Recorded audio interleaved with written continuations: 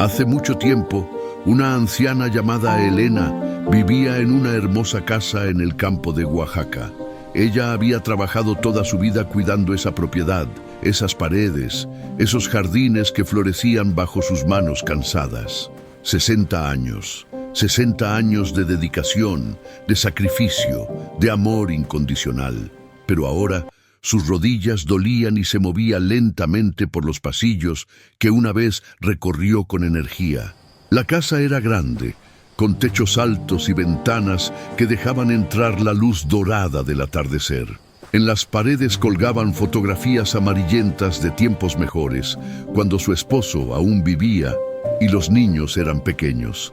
Ella mantenía todo impecable, a pesar del dolor en sus articulaciones, a pesar del cansancio que pesaba sobre sus hombros como una manta húmeda. Sus 3 hijos adultos vivían con ella. No pagaban renta, no ayudaban con las cuentas. Simplemente existían bajo su techo como sombras que consumían, pero nunca daban. El hijo mayor, Roberto, pasaba los días frente al televisor. La hija del medio, Sofía, salía constantemente dejando sus platos sucios en el fregadero. El menor, Miguel, era el único que a veces la miraba con algo parecido a la vergüenza. Esa tarde, Elena preparó la cena como siempre: pozole, tortillas hechas a mano, frijoles. Roberto se quejó de que estaba frío. Sofía ni siquiera levantó la vista de su teléfono. Antes tenían respeto, pensó Elena mientras lavaba los platos sola en la cocina vacía. Pero mis hijos han cambiado. Ella había trabajado toda su vida, primero junto a su esposo en el pequeño taller de costura, y luego sola, después de que él partiera. Crió a sus 3 hijos con las manos agrietadas de tanto coser, de tanto limpiar, de tanto dar. Y ahora, en su propia casa, se sentía invisible. Esa noche, mientras caminaba hacia su habitación, escuchó voces en la sala. Se detuvo detrás de la puerta. «Si continuamos así, nos moriremos de hambre», decía Roberto con voz áspera. «La madre debe irse. Necesitamos esta casa para nosotros». Las palabras atravesaron su corazón como cuchillos. Lo que ellos no sabían era que Elena había tomado una decisión esa misma mañana. Elena cerró la puerta de su habitación con manos temblorosas. El silencio de la noche la envolvía, pero su mente gritaba con el eco de aquellas palabras crueles. Se sentó frente al pequeño escritorio de madera donde alguna vez escribió cartas de amor a su difunto esposo, donde ayudó a sus hijos con las tareas de la escuela, donde guardaba sus recuerdos más preciados. Esa noche, bajo la luz tenue de una lámpara vieja, comenzó a escribir una carta. Sus manos temblaban, pero su determinación era firme. Recordó cuando sus hijos eran pequeños, cuando Roberto corría hacia ella con los brazos abiertos, cuando Sofía le trenzaba el cabello con dedos torpes pero cariñosos, cuando Miguel le decía «Te amo, mamá», cada noche antes de dormir. ¿Dónde se habían perdido esos niños? ¿Cuándo el amor se transformó en indiferencia? «Esta es mi propia casa», susurró para sí misma, «pero me siento como una extraña». Las voces en la sala continuaban. Elena dejó la pluma y caminó silenciosamente por el pasillo oscuro. Se quedó inmóvil, escuchando. «Podríamos llevarla a un asilo», decía Sofía con frialdad. «Hay uno en el pueblo, no es caro. O simplemente decirle que se vaya», agregó Roberto. «De todos modos, ¿qué tiene ella? Nada. No tiene dinero, no tiene a dónde ir. Es una carga». Miguel guardó silencio. Elena se llevó una mano al pecho. Las palabras cortaron su corazón como un cuchillo afilado. Regresó a su habitación y se sentó en la cama que compartió con su esposo durante 30 años. Lloró hasta el anochecer, pero cuando las lágrimas se secaron, algo había cambiado en su interior. Ellos no sabían la verdad. Nadie sabía. Durante décadas, Elena había cosido vestidos de novia, trajes de bautizo, manteles bordados para las familias del pueblo. Cada peso que ganaba, guardaba una parte. Pequeñas cantidades que nunca mencionó, que escondió cuidadosamente para tiempos difíciles. Su esposo lo sabía, Pero después de su muerte, nunca lo compartió con sus hijos. Esa noche fue a su escondite, movió el viejo baúl en el armario y encontró sus ahorros. Billetes cuidadosamente envueltos en tela. 60 años de trabajo honesto. Con este dinero podría comenzar de nuevo. Pero primero les enseñaría una lección. Se levantó antes del amanecer.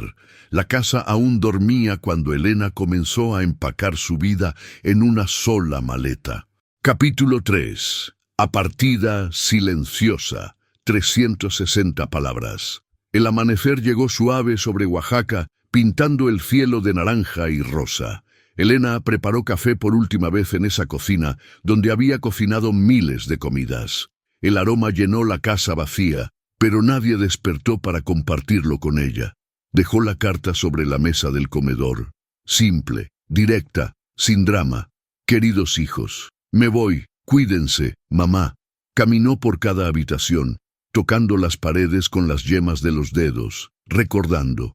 La sala donde celebraron Navidades, el comedor donde compartieron risas, el pequeño jardín donde plantó rosas rojas que ahora florecían sin que nadie las notara. Tomó su maleta, una sola maleta marrón, pequeña y gastada. Todo lo que necesitaba cabía ahí dentro. 60 años de vida en una casa grande y ahora solo esto. Pero había algo liberador en esa simplicidad, algo que la hacía respirar más profundo. Sus hijos aún dormían, ajenos a todo. Roberto roncaba en su habitación. Sofía tenía la puerta cerrada. Miguel, el único que a veces preguntaba si necesitaba algo, descansaba en silencio. Elena cerró la puerta principal sin hacer ruido. No miró atrás. Caminó por el camino de tierra hacia la carretera principal, donde tomaría el autobús. El sol ya estaba alto. Sus rodillas dolían con cada paso, pero su espalda estaba recta. Sus manos temblaron cuando subió al autobús, pero sus ojos estaban secos. No más lágrimas. Ya había llorado suficiente. El conductor, un hombre mayor con bigote gris, le sonrió con amabilidad. «¿A dónde va, señora?» «A Puerto Escondido», respondió Elena. La ciudad costera donde había pasado su luna de miel hacía 60 años.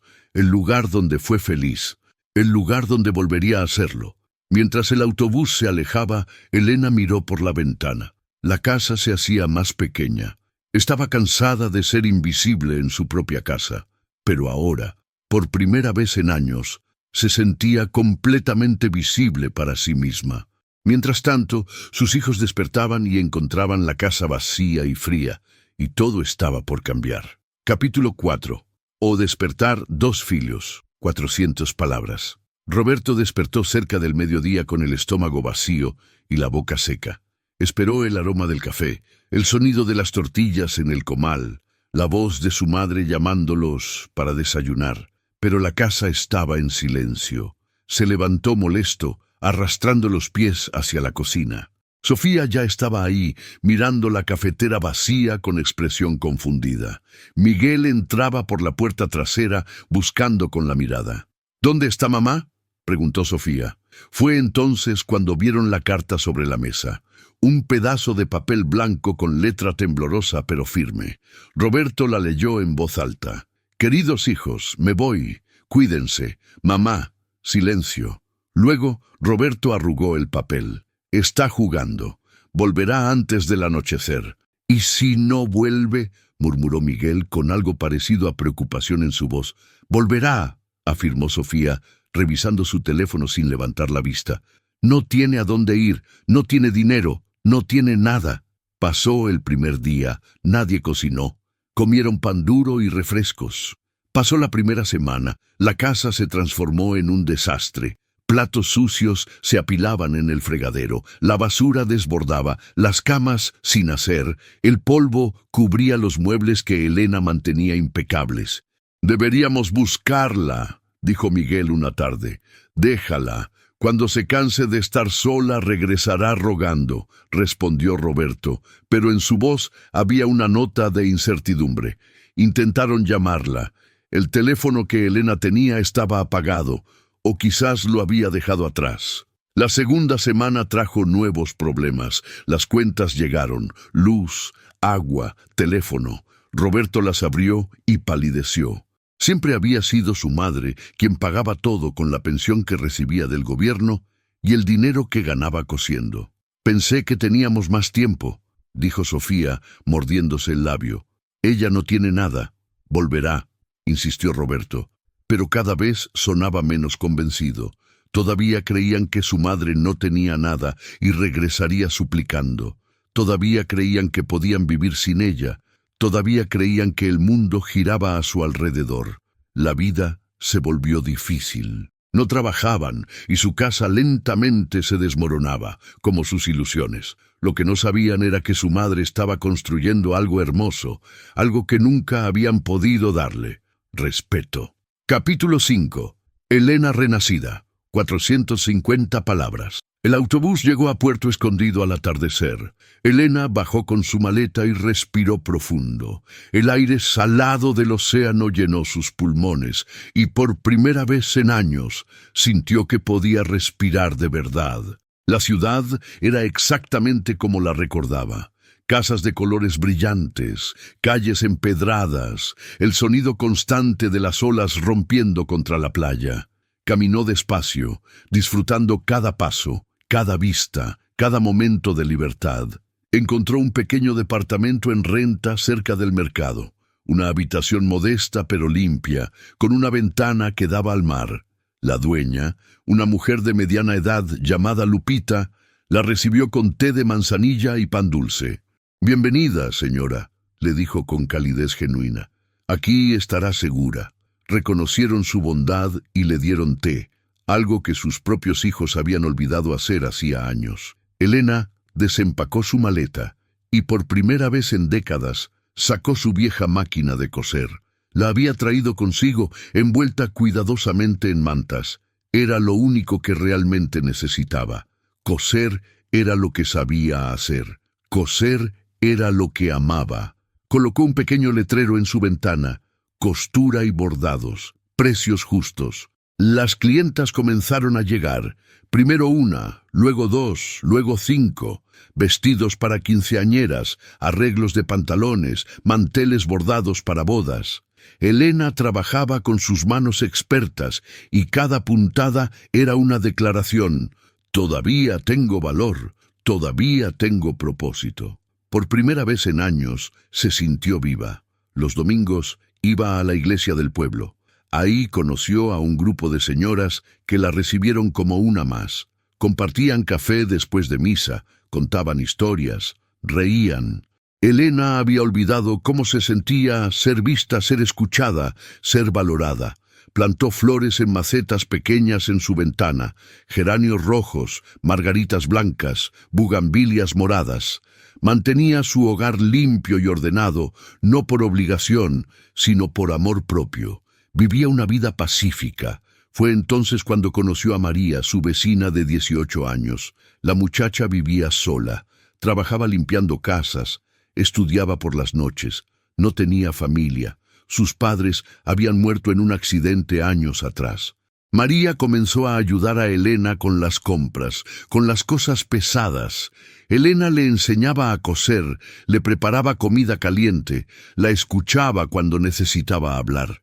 «Eres como la abuela que nunca tuve», le dijo María una tarde con lágrimas en los ojos. «Y tú eres como la nieta que merezco», respondió Elena, abrazándola con ternura. «La bondad crece cuando la das a quienes la merecen». 6 meses pasaron. Elena nunca miró atrás. Pero sus hijos estaban por descubrir la verdad de lo que habían perdido. Capítulo 6. Aquedada familia. 430 palabras. 6 meses después, la casa en Oaxaca era irreconocible. Las paredes que Elena mantenía blancas y limpias ahora estaban manchadas. Las ventanas llenas de polvo. El jardín que ella cuidaba con tanto amor estaba lleno de maleza. Los vecinos comenzaron a hablar, a juzgar, a susurrar cuando pasaban por ahí. Roberto perdió su trabajo por llegar tarde constantemente. Era perezoso y dormía la mayor parte del día, y su jefe finalmente se cansó de sus excusas. Ahora pasaba las tardes en el sillón, mirando televisión mientras las cuentas sin pagar se acumulaban sobre la mesa. Sofía gastaba el poco dinero que tenía en ropa y salidas con amigas, negándose a reconocer que la casa se caía a pedazos. Discutían a menudo, gritándose unos a otros, culpándose mutuamente por la situación. Solo Miguel intentaba trabajar, pero su salario apenas cubría la comida, y ni siquiera era suficiente para eso. Una tarde, un sobre oficial llegó. Miguel lo abrió con manos temblorosas. Era del banco. La casa estaba hipotecada, algo que Roberto había hecho en secreto meses atrás para pagar deudas de juego. Ahora, sin los pagos mensuales, el banco amenazaba con quitarles la propiedad. «¿Qué hiciste?», gritó Miguel tirando el papel sobre la mesa. «Necesitaba el dinero. Pensé que mamá volvería y nos ayudaría», respondió Roberto, con los ojos enrojecidos. «¿Dónde está ella?», preguntó Sofía por primera vez con genuina preocupación. «¿Por qué no ha vuelto?». «Porque no nos necesita», murmuró Miguel. «Nunca la necesitamos, y ahora lo estamos pagando». Desesperado, Roberto publicó un mensaje en redes sociales. «Buscamos a Elena Ruiz, 72 años, desaparecida hace 6 meses. Si alguien la ha visto, por favor contactarnos». El mensaje se volvió viral, pero no como esperaban. Los comentarios fueron brutales. «¿Ahora la buscan? ¿Dónde estaban cuando la necesitaba? Hijos ingratos, seguro la trataron mal y por eso se fue. Déjenla en paz, ella está mejor sin ustedes». La vergüenza social era insoportable. Los vecinos los señalaban. Las tiendas del pueblo hablaban de ellos con desprecio. 2 meses después, el banco ejecutó la hipoteca. Tenían 30 días para desalojar. Roberto, Sofía y Miguel se miraron en la sala vacía, rodeados de cajas y fracaso. Creían que encontrarían a su madre y todo volvería a la normalidad, pero la vida tenía otros planes, y Elena, a 300 kilómetros de distancia, estaba construyendo el hogar que siempre mereció. Capítulo 7. O reencontro inevitable, 480 palabras. Miguel no podía dormir. Cada noche, la culpa lo devoraba por dentro. A diferencia de sus hermanos, él recordaba las manos de su madre preparando su desayuno antes de la escuela. Recordaba sus canciones mientras cosía hasta tarde. Recordaba su amor incondicional incluso cuando no lo merecían. Un día, un amigo de la infancia lo llamó. «Vi a tu mamá», le dijo. «Está en Puerto Escondido. Tiene un taller de costura. Se ve feliz». Miguel no lo pensó 2 veces. Al día siguiente tomó un autobús con lo poco que le quedaba de dinero. El viaje duró 6 horas. 6 horas para pensar en todo lo que había hecho mal. 6 horas para preparar palabras que sabía que nunca serían suficientes. Llegó al atardecer. Preguntó en el mercado por la señora Elena que cosía. Una vendedora de frutas sonrió y señaló hacia una calle lateral. «La costurera, segunda casa a la derecha, la de las flores moradas en la ventana». Miguel caminó despacio. Cuando llegó, se quedó paralizado frente a la puerta. A través de la ventana podía verla. Su madre estaba sentada frente a su máquina de coser, con el cabello recogido, una sonrisa tranquila en el rostro. La luz dorada del atardecer la envolvía como un abrazo. Se veía más joven, más liviana, más libre. Tocó la puerta con los nudillos temblorosos. Elena abrió. Sus ojos se encontraron. «Tú», dijo él, impactado por lo bien que se veía. «Sí, hijo mío», respondió ella con calma, sin sorpresa, como si siempre hubiera sabido que este momento llegaría. Lo invitó a pasar. Le sirvió café en una taza de cerámica pintada a mano. Se sentaron en silencio por un momento que pareció eterno. «Mamá, yo...» Miguel no pudo terminar. Las lágrimas brotaron sin permiso. Lo siento tanto. Fuimos tan crueles, tan ciegos, tan egoístas». Elena escuchó sin interrumpir. Cuando él terminó de hablar, ella simplemente asintió. «Te perdono, Miguel, pero no voy a regresar». Le mostró su nueva vida, el pequeño taller lleno de telas coloridas, Las fotos con sus nuevas amigas en la iglesia, el departamento modesto pero lleno de luz y paz, la terraza donde plantaba sus flores. «Pero mamá, estamos perdiendo la casa», confesó Miguel, la voz quebrada. «Roberto la hipotecó, el banco nos está echando, no tenemos dinero, no tenemos nada». Elena tomó su mano con firmeza. «Tu valor no lo decide aquellos que te maltratan», dijo con voz suave pero inquebrantable. «Necesitan aprender a trabajar, a valorar, a respetar. Yo no puedo enseñarles eso dándoles más dinero. Solo ustedes pueden salvarse a sí mismos». En ese momento, una joven entró por la puerta. María, con una bolsa del mercado, sonriendo. «Bobó, Elena, ya llegué». La muchacha se detuvo al ver a Miguel. «Oh, disculpa, no sabía que tenías visita». «María, él es Miguel, mi hijo menor», presentó Elena. «Miguel, ella es María, la hija que elegí». Las palabras golpearon a Miguel como un puñetazo. Comprendió entonces que su madre no solo había sobrevivido sin ellos, había florecido. Regresó a Oaxaca al día siguiente, avergonzado pero con una lección aprendida que cambiaría su vida para siempre. Pero Elena ya había tomado su decisión sobre su futuro, y nada la haría cambiar de opinión. Capítulo 8. A nova familia. 420 palabras. Un año después, Elena cumplió 73 años. Su taller de costura era ahora conocido en todo Puerto Escondido. Las novias venían desde pueblos vecinos para que ella bordara sus vestidos. Las familias confiaban en sus manos expertas para los trajes de bautizo de sus bebés. Pero lo más hermoso no era el éxito de su negocio. Era la familia que había encontrado. María ya no era solo su vecina, era su hija del corazón. Vivían en departamentos contiguos, compartían comidas, rezaban juntas, reían juntas. La muchacha había dejado de limpiar casas ajenas y ahora trabajaba con Elena, aprendiendo el arte de la costura con dedos cada vez más hábiles. Una tarde de mayo, María llegó con noticias. Estaba temblando, con lágrimas en los ojos. «Bobó, Elena, estoy embarazada». El padre del bebé la había abandonado al enterarse. María estaba sola, asustada, sin familia propia que la apoyara. Elena la abrazó con fuerza. «No estás sola, nunca estarás sola. Yo estaré contigo». Y cumplió su promesa. Acompañó a María a cada consulta médica. Cosió ropita para el bebé con telas suaves y colores alegres. Preparó la pequeña habitación con una cuna que compraron juntas en el mercado. Sostuvo su mano durante el parto, cuando María gritaba de dolor y de miedo.